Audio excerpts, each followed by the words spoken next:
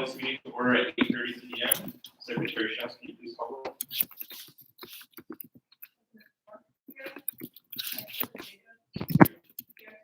Here. Here. Here.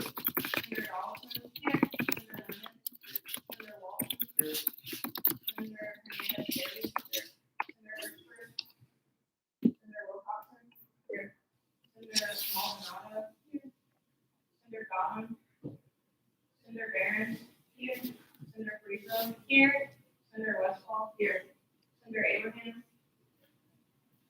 Senator Burns, Here. Senator Ross, Here. Senator Vada, Here.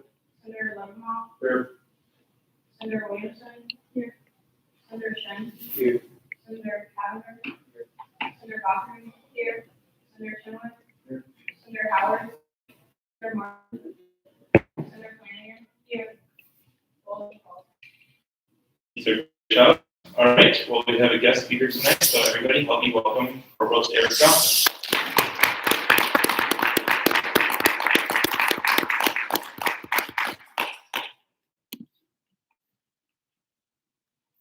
So good evening. Thank you for having me tonight. I don't know how many of you actually know who I am. You probably haven't seen me unless you've been in Pressman. I'm wandering the halls there. So again, my name is Eric Johnson. I'm the Provost and Vice President for Academic Affairs here at Valpo. I've been at Valpo 25 years, so you've seen me in the last few years. I'm actually an alum. I graduated in 1987 in electrical engineering. I did a lot of the things that I'm sure all of you are doing. I was an RA, I was in the social fraternity. I had 4 jobs on campus. I was involved in the chapels and accolades. I did a lot of things when I was a student here in London Place so much. Came back in '97. So I've been back for 25 years. I was a faculty department chair in engineering, electrical engineering, the dean for 8 years, and I just became provost last February. So that's a quick look at everything I've done so far. But wanted to let you know that. So as you can imagine, I love this place. I know it well. I was married in the chapel. All three of my kids were baptized in the chapel. So I believe brown and gold. So very happy to be here tonight. The question that people ask me most often is, what the heck's a provost? I'm over university, but the main thing I do is around academic affairs. So all of the colleges have a dean who reports basically to me. So that's very important. I'll tell you, I spend a lot of my time right now with that because you may or may not know we have 2 interim deans. So we're searching for 2 new deans right now. One in engineering because I moved into this role, and one in Christ College. So there's an engineering search going on right now for a new engineering dean. I've heard they have 7 semifinalists. They're interviewing this week and I think through this week and maybe the first week in December. And then they're going to bring 3 to campus. Those are engineering students who will get a chance to hear from them. The Christ College dean search we'll do in the spring. I didn't want to do 2 searches at once, so we'll be doing a search for Christ College in the spring. So that is a big area that I do is all around academic affairs. Under that is the international office. So all of study abroad, so outgoing and incoming, so study abroad will report under the provost office. And we've had some changes there too. I feel like the guy, at the dike trying to plug all the holes. There's lots of people that are moving positions. And so it turns out there was a person in my office who had a PhD in international relations, Allison Croft, who's moving over and will be the interim through next June. And we will be searching for a permanent replacement this spring. But she is very capable. She has worked to study abroad when she was a student at Loyola and a graduate student. So she will do an excellent job for us there too. I have no questions about her abilities. So international programs will also report to me.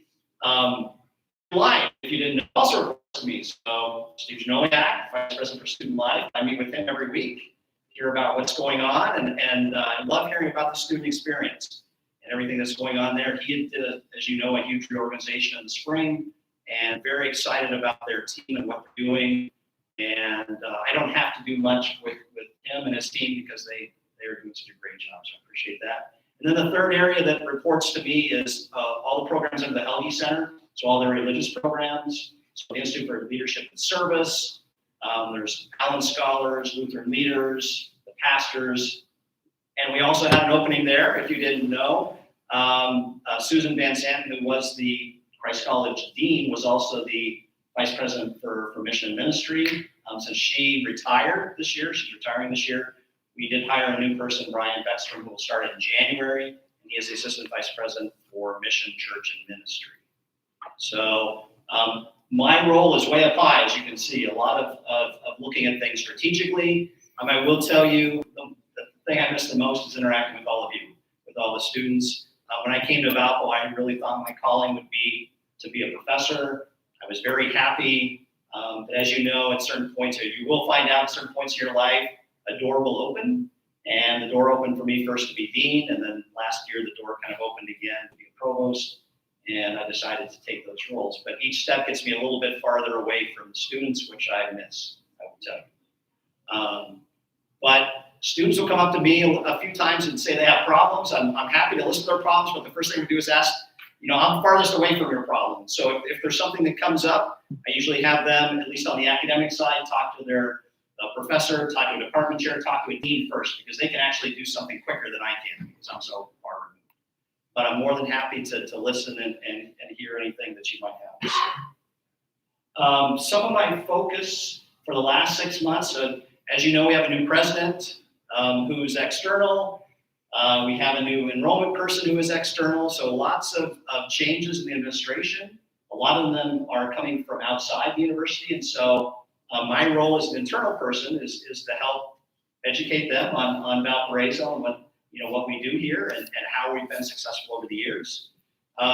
You know that enrollment, I'm sure you've heard, enrollment is down. And so one of my main focus right now is working with enrollment, the new enrollment person, Brian O'Rourke, to look at recruitment and retention of students. So how do we recruit our students? Do we need different types of programs? What is our program mix? How do we retain our students? And so there's a lot of work done in that area. The strategic plan is starting happening here. If you've heard about this on campus, and there'll be more opportunities, I think, for students to participate, especially in the spring. And so a lot of that's going to determine our next future for the next 3 to 5 years. So those are 2 areas. I should mention too, doing a lot more in the graduate space. You don't hear about that a lot, but we're trying to build a foundation in the graduate space so that we can get more students both in person and online. And there was a new person hired last spring. His name's Mike Tyler, who's the associate provost for graduate online. And so he's putting a lot of things in place for us on the graduate side. And so our hope is that maybe some students who are at Valpo now will stay for their graduate programs. We're trying to put some more programs online so people from around the country could take and get a Valpo master's. So with that, that's a very quick overview of some of the things that I'm working on now and thinking about. I'm more than happy to answer any questions that you might have.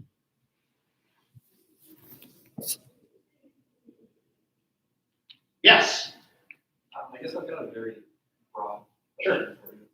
But just what's your vision for where the university is going to be at in, say, like 5 years from now? So vision in terms of the very broad enrollment, program mix, all the above. Probably most specifically enrollment. Yeah. So again, I will tell you my vision. I don't know if it's the president's vision, but I think we need to, we're too small right now. I'll tell you right now, we need to be at least 3,000 to 3,500 undergraduate students and between 750 and 1,000 graduate students. So it puts us in the 4,000 to 4,500 student range. 10 years or so ago, before most of you were here, I'm assuming all of you were here, there was a big push to get the university to 6,000 students. I think that was a mistake, and we never even came close to it anyway, and I don't think that's our sweet spot. I still believe in the small class sizes, the very high touch personal interaction between the faculty and the students that I had, that I think a lot of you have. And so I don't think we need to get that big, but we need to get bigger to be financially sustainable. So that is around, I think, 3,000 to 3,500 undergraduate students. And right now we're at, I think, 2,500 for those who don't know. So we've got a little ways to go. In terms of programs and other things, I think we'll have to add some new programs. Not so much brand new things that are going to cost a lot of resources, but really repackaging what we already have here in such a way that students might find it interesting and would like to come here. We have great programs. We need to market them more, and I think we're starting to do that. I don't know if you saw some of the marketing at the White Sox game that they started doing this year, and other places, but they're really trying to get the brand out there more, mainly so that students will just come to campus, because I'm assuming all of you did a campus visit. Once you get on campus, you can really hook the students in.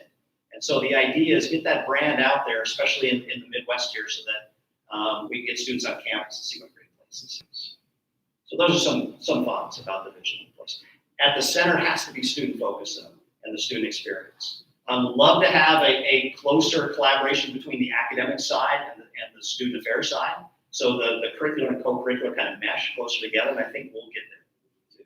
So, yes? Do you think we even have the facilities to hold 6,000 students? No, Yeah. we never did. Yeah. So we would have had to build more facilities. But right now we have lots of facilities, and so wrestling you do with those buildings, right? Right now we're just kind of taking them offline, but you actually tear them down, you try to figure out other purposes for them or so on. So that's the challenge. But I think we definitely have enough for the 4,000-ish type of students that I think we should be in. Yes.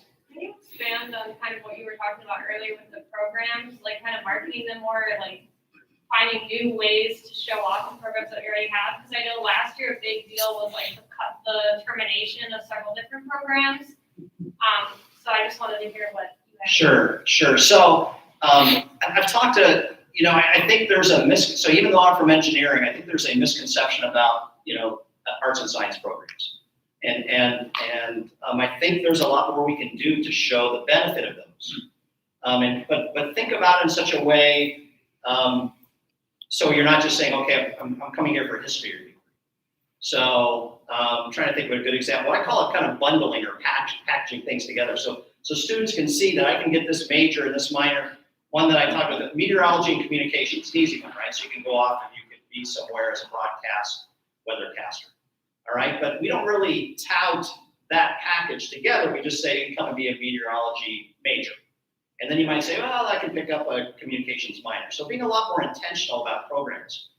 We just started a few years ago actually marketing the university, the brand of the university. The board has actually allowed us to spend $2 million the last 2 years, if you haven't heard, on marketing. A lot of that has been just on the university. We need to now get to the programs and market the good programs we have so that people know, that we have not only programs in the professional schools, but also programs in arts and sciences. So that's my thoughts. It's coming up with these bundles so that we can just present those to families who come and say, hey, if you want to be this, here's how you can mix and match this major with this minor, and be a little more intentional up front and not just have students get here and kind of fall into schools. Can I ask a follow-up? Sure. I know that we had, this is the one I can think of, we had a combination of communication and visual arts departments. Yeah. Are there any sort of thoughts about doing something akin to that with other Others? departments? Yeah. Yeah, so there was an effort last year by Dean Kilpinen of College of Arts and Sciences to have them do that themselves. And so they kind of self-selected, and there was a little bit of a dance who would go with who. The most effective one, I think, was that communications and art together to create that department. We need more, and we need more to find those synergies and collaborations to do that. So I will actually be pushing the different departments to do more of that this year and into next year. Mhm. Yes. You mentioned finance stability with increased enrollment. What does that mean for tuition? Hopefully not a lot of raising tuition. It means that we need to get more students, is what it means. It's not so much, raising tuition so students can't afford to come here. It means that we don't have enough students with the facilities we have and the number of faculty we have. If we had students that paid the same amount, but we had 500 to 1,000 more students, we'd be in great shape. But we don't have that. And so that's where it is. I think there is a lot of pressure on tuition. And so, there's a tuition freeze for next year. You've heard that, right? I don't know what's going to happen after that.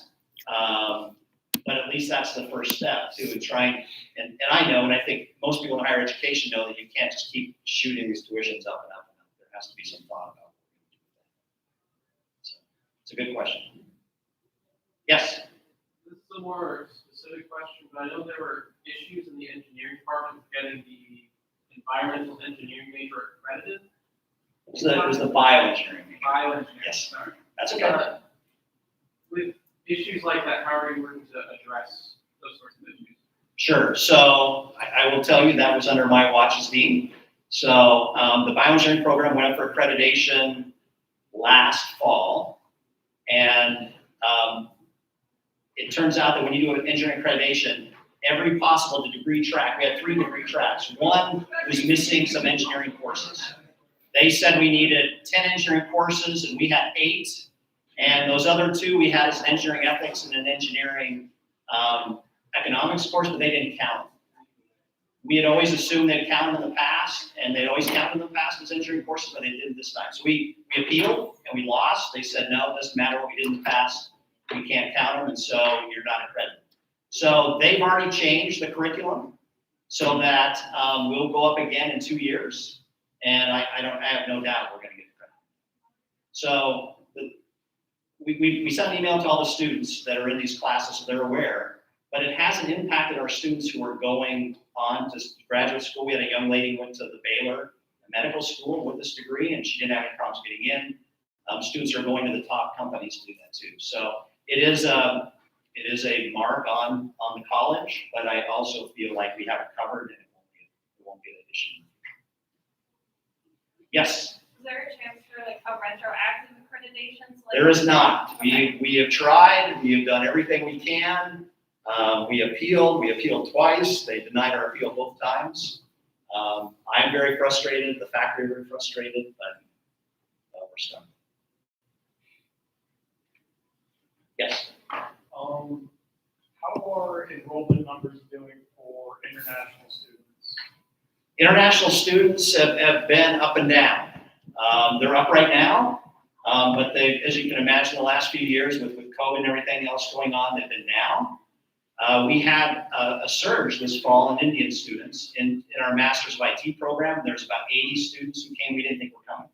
So as you can imagine, that helps with the bottom line also, so that was very good. My worry is it seems like we don't have a good strategy on recruiting international students. We're just kind of at the whim of if they come or not. And so I think we have to be a lot more intentional about where we're going to recruit students and how we recruit those students so we can get some pipelines of students coming that will be consistent. Not one year we're up 80 students, next year we're down 80 students. And that's a challenge, especially in this environment, in the US, both with COVID and with just how people feel about international students. We're going to keep trying. Yes? So I know you talked about the current search for the deans of the different colleges. Yes. Right now, what does the process look like for recruiting and retaining faculty of color? Faculty of color? The process has been laid out. It was developed by Byron Martin and Stacy Miller over the past few years before they both left the university. It's a very regimented process that has points throughout the process that allows you to first get a diverse pool of candidates coming in, and then after that, how you evaluate all the applications so that you don't have any biases in there. To bringing those people on campus.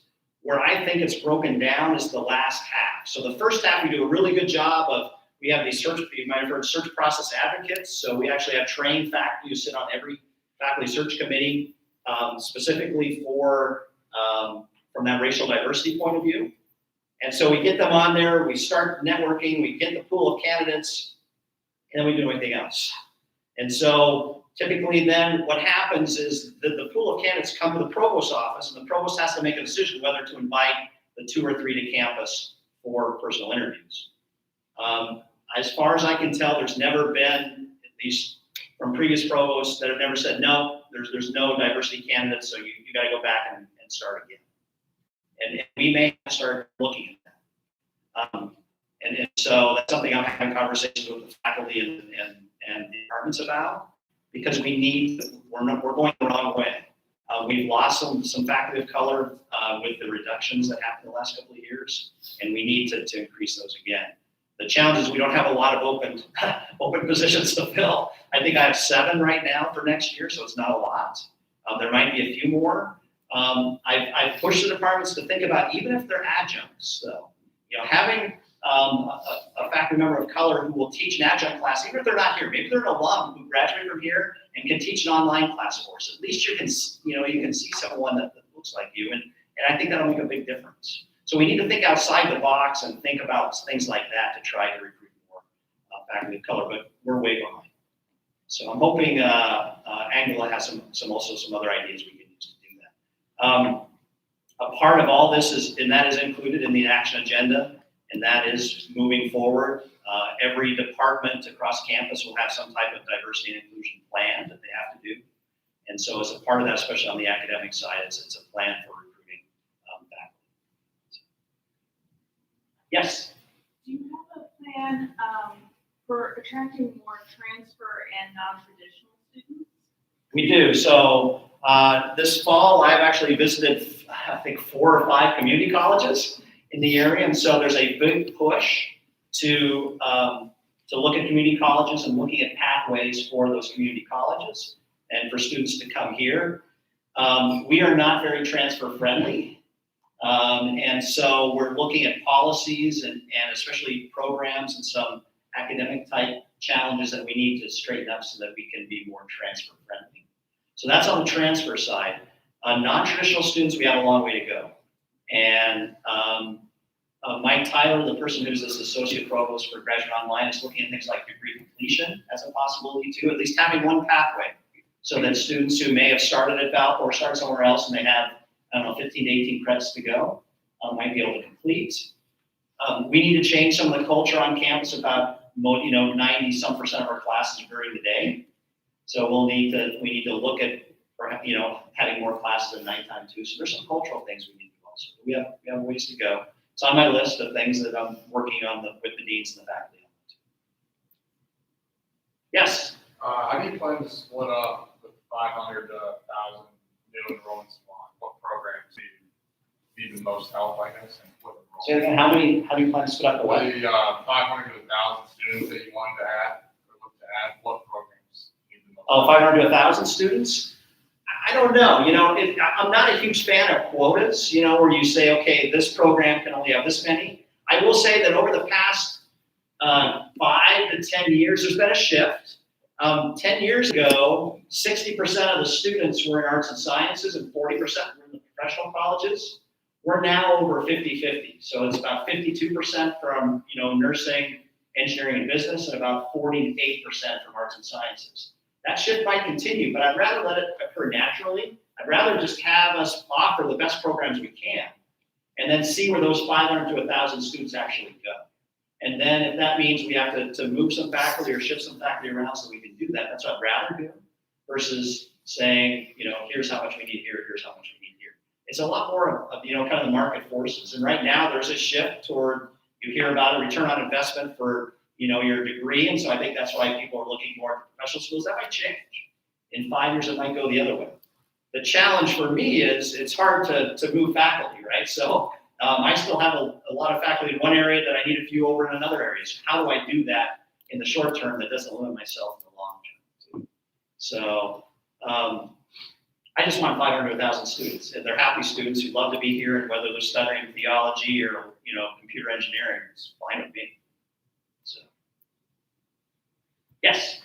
So you keep talking about the 500 to 1,000 students. What are you guys doing differently to attract the students as far as marketing goes? Yeah, so marketing's a big one.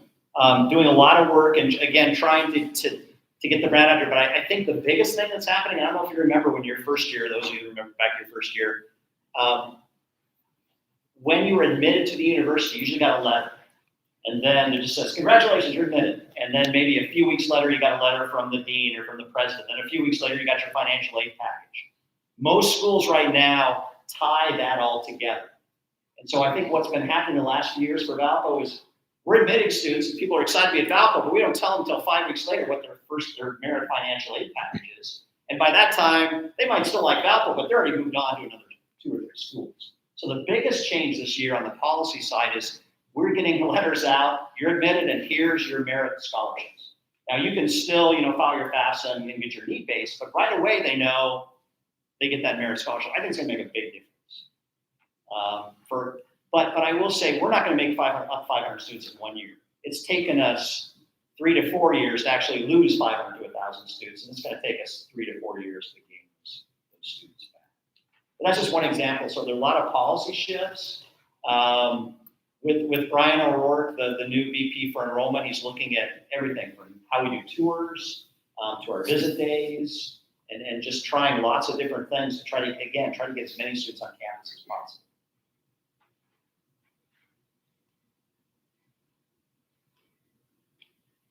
Other questions?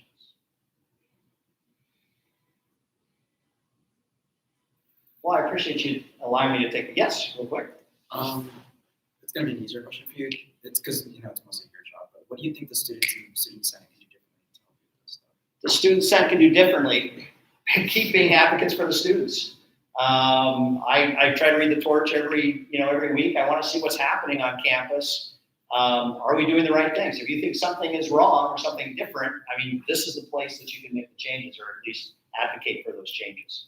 So keeping those issues in front of me, in front of the president, so that, because I don't hear them all the time. I might hear them 3 or 4 from 3 or 4 different levels up, right? And so what's happening with the students every day in your own constituencies. And so that's the biggest thing, is whatever.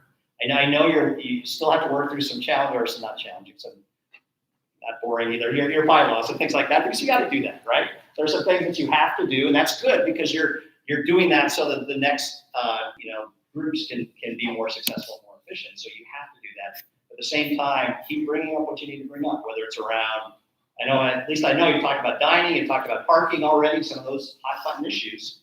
And, at some point they'll bubble up to me, and I'm going to try to come, or my associate provost, Alyssa Gordon, or Alyssa Yogan, she was already here once, I know too. We'll try to come a couple times each semester just to hear if there's some things that pop up that you want. All right, thank you again for your time. I'm going to sit and listen in the back for a little bit, if you don't mind. All right, thanks. All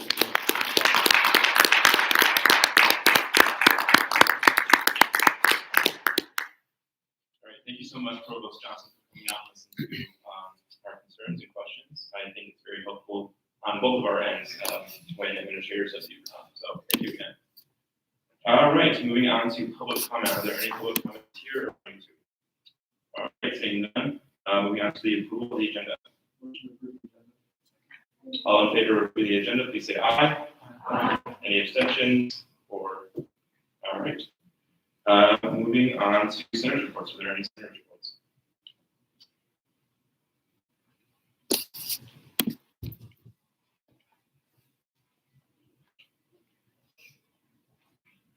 All right, good evening, everyone. So for the Senator's report, we have a student on campus that's hosting a Thanksgiving dinner for any students who reside on campus or near campus and are staying here but don't have anywhere to go for Thanksgiving dinner. It's going to be on Thanksgiving, so November 25th from 2:15 to 6:15 p.m. in the Helge Multipurpose Room. It's hosted by Dahlia Wilkes, who's a student here. I put her email in the agenda in case you want to contact her. And she also has a Google form if you are interested in attending. The RSVPs are due this Thursday at 5 p.m. She said space was limited, but there's still a lot of open spots for anyone who's interested. And report. Thank you, Senator Behrens. Are there any other Senator's reports? Senator Bucker?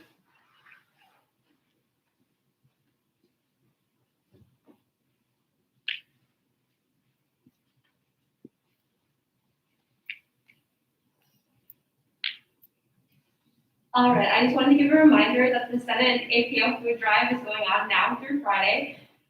We're tabling in the Chapel View Lounge from 9 to 3 every day this week. But there's also a bin where people can donate food anytime if they happen to come after 3. It is an organization-based competition, so if you would like your donations to count towards a specific organization, and then please donate if you can at any organization as well.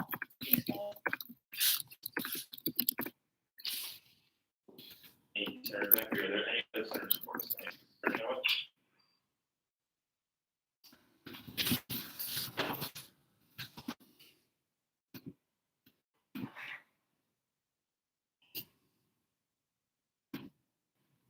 Yes, just a quick one. I've heard some rumblings about maybe some potential SRs in the works coming soon, from a couple different people.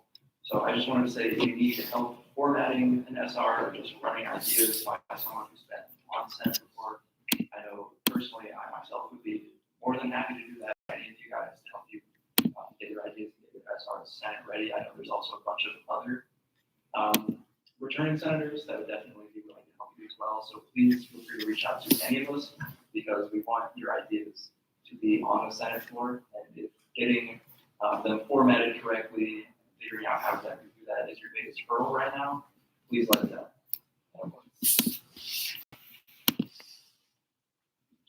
Thank you very much, Senator Chambliss.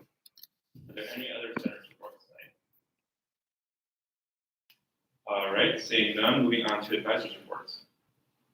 Yeah, I'd first just like to say just a very big thank you and congratulations on what I think was a really successful retreat from the Senate. I've had weeks traveling with provost, so I did not have a chance to be there, but I heard a lot of things that you talked about, really good work. The executive board also then met shortly thereafter to talk about some of your committees and committee structures. So I know that felt like really hard work and working through some of that, but I can tell you that you've done an excellent job. I see the progress, and I see the mindset that you have in terms of creating the future, the efficiencies, and then how you're using the adjacencies to stack up some of the work in those committees, and it looks really smart what you've done. I want to congratulate you. And this is a tough time of year. Everybody is a little stressed at the moment. That's normal. We forget what normal looks like sometimes because we haven't been normal for about a year and a half. At this point last year, you were sent home, if you remember, at the end of the semester remotely. So we can rejoice in the fact that we are still all here going into Thanksgiving, but take a break over Thanksgiving, take a rest because I know folks are tired. You can sense that, you can feel it, it's palpable, the tiredness that everybody's feeling. So recharge those batteries for that last couple weeks of school. All right, thank you, VP. Moving on to officers reports, President Ford.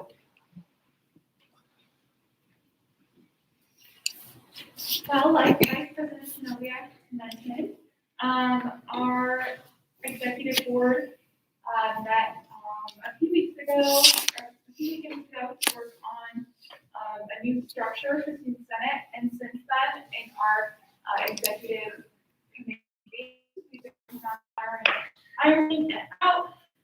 So far, we have figured out sort of what we want the committee to look like, and now we need to move on to representation and how we want Senate to look like representation-wise. So we're still working on that, and as soon as we have something ironed out, we'll come to you guys with all the details, because we'd love to get feedback. So yeah, just to update you on that. Also, we have the We Matter Town Hall follow-up. That is this Wednesday from 7 to 9 p.m. in Ballroom B&C. This is specifically for BSO and their members, but they do need, they would like Student Senate to be there to be able to take notes at each of the tables.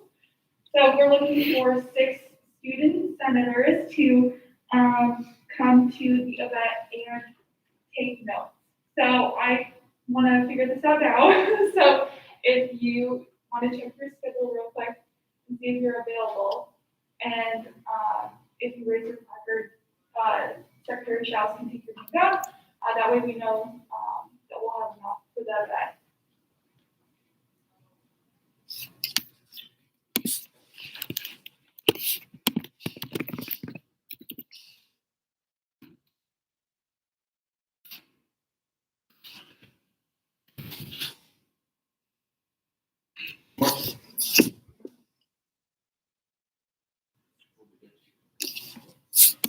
Okay, well, if you are able to make it, we would love to have you there. I'm really excited about this event, and I think it'll be really good for BSO to continue that conversation with administrators. Does anyone have any questions? All right, All right, thank you, President before moving on to my report, so I just kind of want to repeat again what VP and President Ford said. We're really excited to bring what we've been talking about in executive committee to you guys, to get your feedback and hopefully continue our discussion on our bylaws and what the future looks like for Senate. And I also kind of want to echo what Senator Chenoweth said. So if you are doing an SR, please contact one of your returning senators so that they can help you with formatting. Just so you know, if you are looking to do an SR for this semester, I'm going to treat that because all SRs have to go through exec committee first to be discussed and ironed out, and then brought. We have the exec committee meeting tomorrow from 5:30 to 6:30. If you have an SR in the works, it's in the Campanile room across the hall, and we will have one more exec committee meeting before a general assembly this semester. So if you wanted to get an SR done this semester, you have those two opportunities left.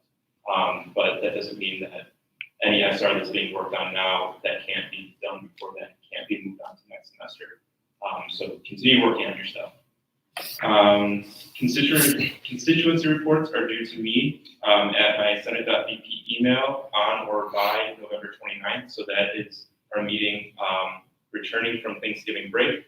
So just be sure that you are doing those. Again, you can combine them with the rest of your constituents or your senators. So freshmen can have one, juniors can have one, seniors can have one. I would actually prefer that, so I'm not getting a bunch of different constituency reports. And once I get that, I will compile those into one main report that I will send out to administrators on campus and will be posted on our social media just so students, faculty, and staff know what's happening on campus with students. Headshots will take place on our before our November 29th meeting. So right before our General Assembly, we will take our headshots. We are getting a backdrop and setting up somewhere that has good lighting. So be just ready for the camera for General Assembly on that returning Monday. And we're killing two birds with one stone here. Our Deacon yearbook photos will also be that day. So you guys don't have to dress up more than one day. So just be ready for that.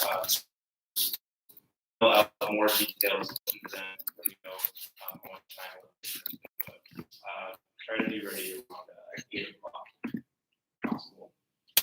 And lastly, please just make sure that you're letting the screening committee know if you aren't going to be here next semester, so that they can start trying to fill your positions, so that we have good turnaround for next semester. So again, if you are not going to be here, if you're graduating, transferring, going abroad, please just let our screening committee know. Does anybody have any questions for me? All right, moving on to Secretary Shops. Moving on to Public Relations Coordinator. Hello, everyone. Nice to see everyone's faces.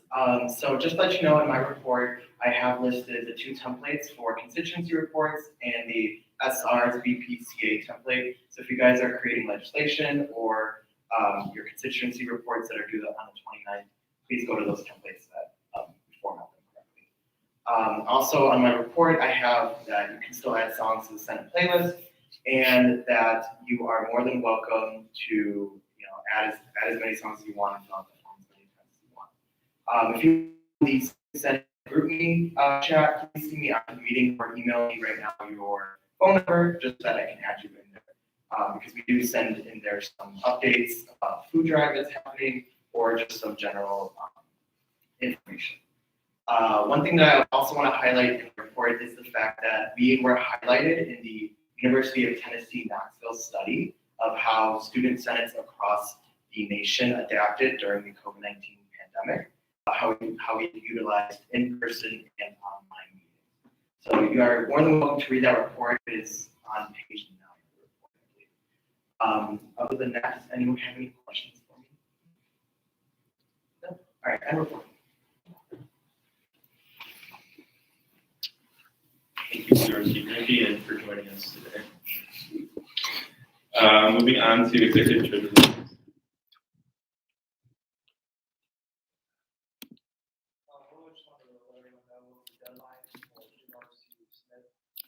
Senator request, which will be Friday, December 10th at 5 p.m. I think that at the deadline will be processed. So it's like a couple of days.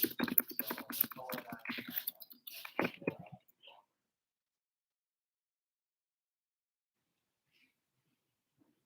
The executive Treasurer Lorenz, moving on to committee reports. Executive Committee.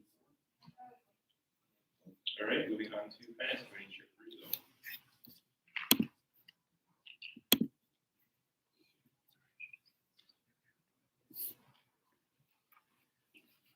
Hello, everyone. So as you see, both on the agenda and on the screen behind me, this is the presentation of the Tier 3 budget slate for the spring 2022 semester. Approximately $325 a pop, which is money, for those of you who don't know, that's free to allocate to the organizations that, if we so choose. I want to make it clear that we're not voting today. We'll vote on the 29th. Because obviously next week is Thanksgiving break, so you don't have a meeting. Please, from now until then, please look over this slate, come ready to make motions so that we can have a thoughtful and good discussion about these budgets before we pass them. And if you have any questions right now, feel free to ask or discuss.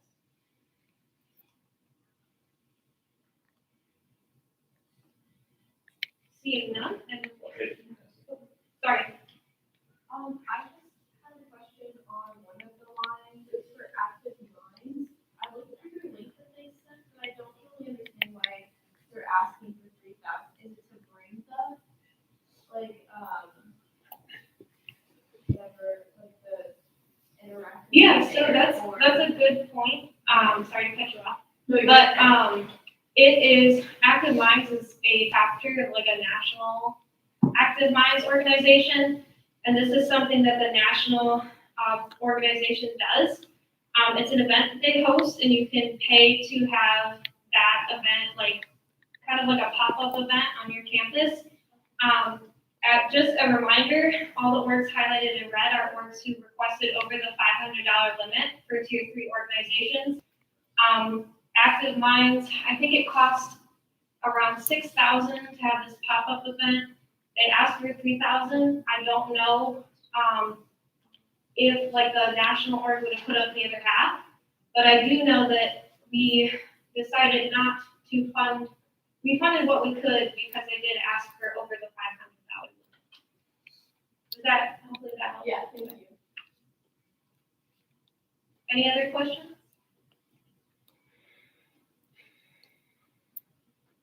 Seeing none, Edward Jordan.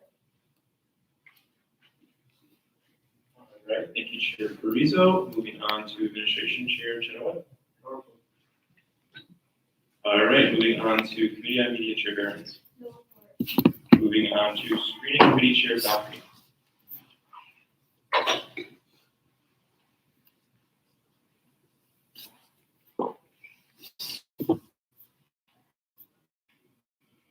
Okay, I just want to let you guys know where we are in the process of filling out these. So getting responses to emails, especially the last couple of weeks, has been a daunting task to say the least. There's been a few back and forth conversations with some possible candidates. So I'm really going to try pushing emails over our Thanksgiving break, and hopefully it will come back for the next meeting.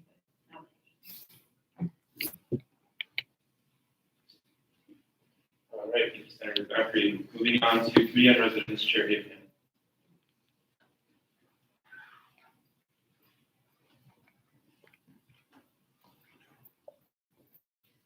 Thursday, and yeah, that will be my first meeting, so I hope I can give you a fuller report afterwards. Thank you, Senator Abraham. Moving on to Dining Services Chair Dawson.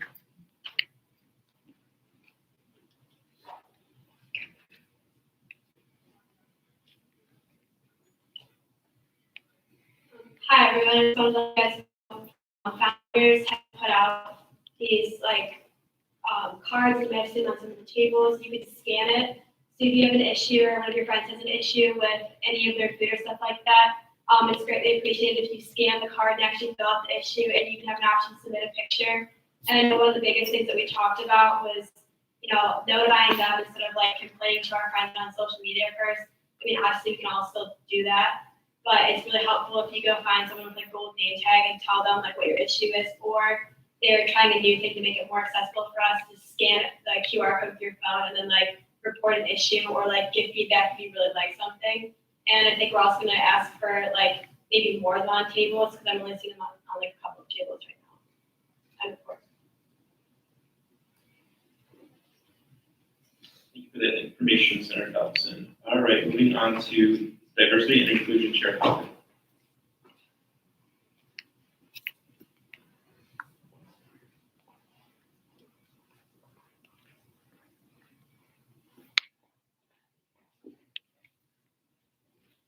Hello, everybody. So the meeting last Wednesday went really well. We talked about a couple of different things. I was able to bring a couple of different ideas to the committee, but we haven't like decided on anything specifically yet. I got to speak with Chuck Garber. I love that man. We talked about possibly creating an ongoing initiative that bridges the relationship between students of color and VUPD on campus. We're going through like the process of figuring out what that would look like and how long, how many times a semester or a year. I also spoke with Amber Mosley at the Counseling Center to get resources and ideas about a possible program where students within different organizations can become peer counselors and kind of set up a support system in-house so that they don't have to go outside of their own area, and kind of create like a trust relationship that we can do ourselves. I'm also looking into gathering a list of financial resources and scholarships that will help students of color and other underrepresented students at Valpo better afford it, and possibly including a way to teach financial literacy to students that may not have access.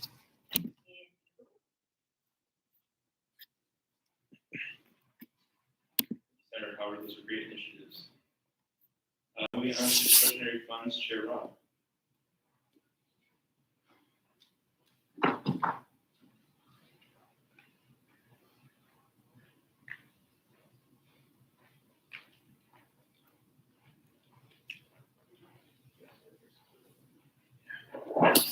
Okay, we have voted today.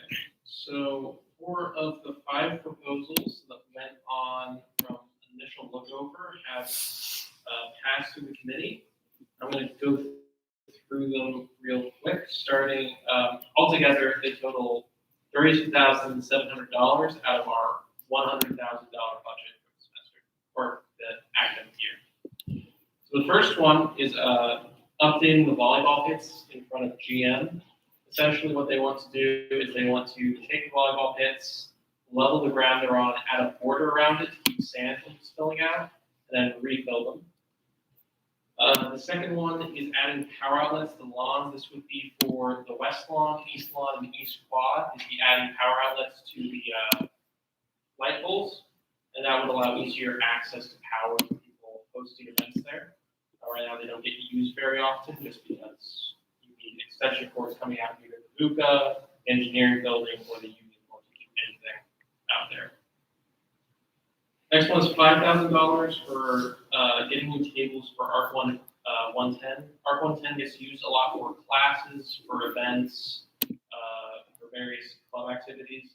And essentially, it's the furniture in there is very damaged. They asked for money for both new tables and chairs. They decided to only fund new tables for the room because those were in the worst shape, and the chairs weren't the biggest issue.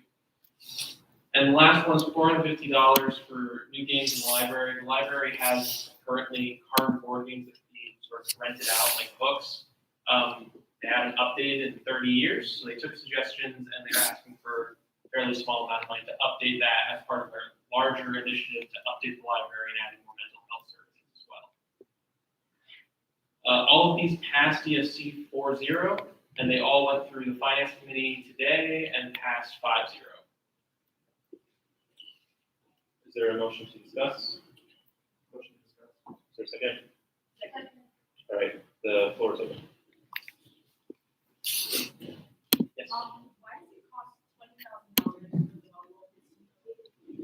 volleyball? So they originally thought that was gonna cost less. Then they got actual contractors out to look at it, and it turns out the incline is steeper than they thought. The top of the volleyball courts are about 3 feet higher than the bottom, which is part of why they lose sand so quickly, as it rains and it just goes downhill. They have $11,000 already, but the total cost is $31,000, so they need the extra $20,000 in order to finish this, and if we don't fund it, it's just not gonna happen. Yes. Are they only doing the GM court, not the grant one? Yes, the GM courts are the largest, they get used the most by various events. In the future, that's something I think they'll definitely look into. I'm not sure if Grant's on quite the same incline, so I'm not sure how big of an issue sand is there. But for the GM ones, it's been a big issue, they've seen a lot more use in recent years, so they want to focus on those.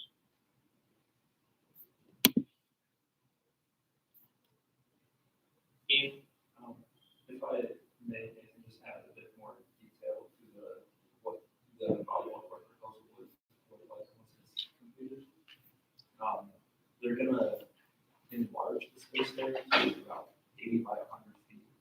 A rectangle with a border wall to all be sand, and then within that will be two demarcated volleyball courts. So it'll actually be a larger one rectangle.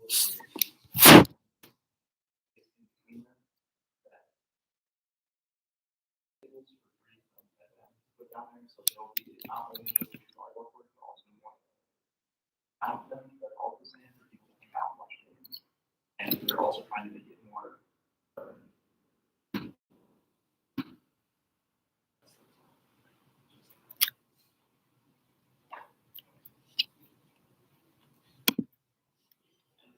Are there any more questions? There are not. I suggest there be a motion to vote or a motion to vote as a slate. All in favor of voting as a slate, please say aye. Aye. All opposed? Any abstentions? All right. All in favor of approving volleyball pit updates for $20,000, power outlets to lawns for $7,250, tables for ARC 110 for $5,000, and new games to the library for $450. We need a 3/4 vote. All in agreement, please raise your placards.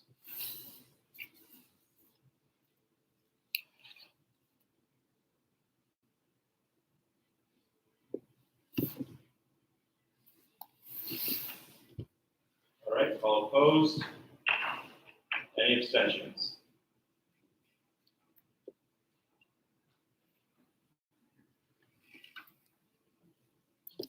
All right, all DFC grants passed 20-01. Yes, that's it.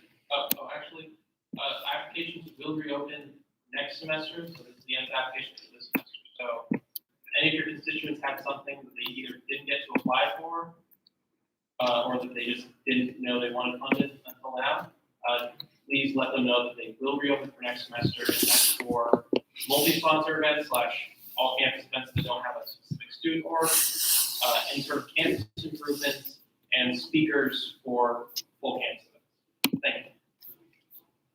All right, thank you, Senator Robb, and thank you to all that have served on the DFC committee this semester. You guys have done some great work. So we look forward to seeing that work progress again next semester.